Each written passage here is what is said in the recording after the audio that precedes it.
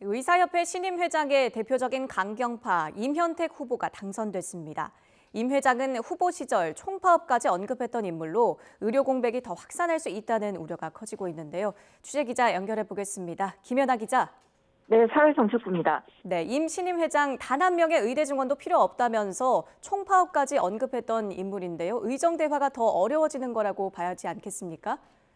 네, 어제 저녁 의협 회장 선거 결선 투표에서 임현택 대한소아청소년과 의사회장이 압도적인 표차로 당선됐습니다.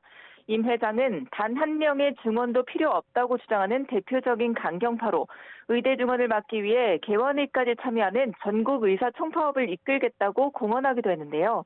당선 소감에서도 정부가 의대 2,000명 증원을 원점 재논의해야 대화할 수 있다는 입장을 재확인했습니다. 임 회장 당선에 따라 의협이 더 강경하게 나가면 중재자 역할에도 무게를 두고 있는 의대 교수들과 의견을 모으기가 더 어려워서 의정 대화는 더 어려워질 전망입니다.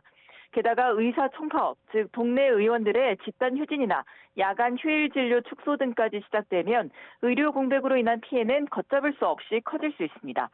다만 이 개원이 파업은 현실적으로도 쉽지 않은 부분이 많은 만큼 당장 상황이 악화하지는 않을 전망입니다.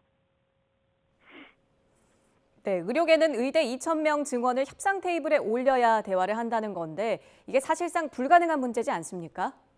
네, 말씀대로 일단 내년 2,000명 증원은 되돌리기가 쉽지 않습니다.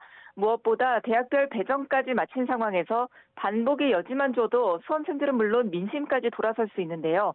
그렇지만 환자 피해가 커지는 상황에서 의사들이 2,000명 원점 재논의 없는 대화를 거부하고 계속 의료 현장을 떠나고 있어 문제가 큰 상황입니다. 정부는 일단 이송체계를 정비해 상급 종합병원 쏠림 현상을 완화하면서 필수 의료 정책을 놓고 의료계와 설득을 계속할 전망입니다. 하지만 의료계가 정도의 차이는 있을지언정 2,000명 증원은 일치 단결해서 재협상을 요구하고 있고 여권을 포함한 일각에서도 의사 10,000명 증원을 반드시 매년 2,000명씩 해야 하는 건 아니지 않느냐는 조언도 계속 나오고 있어서 증원 속도 조정에 대한 국민적 합의가 되고 전공의와 의대생들이 돌아오는 등 현 상황에 극적인 변화가 있다면 환자 피해를 막는다는 대의 아래 일말의 조정 여지는 아직 있습니다.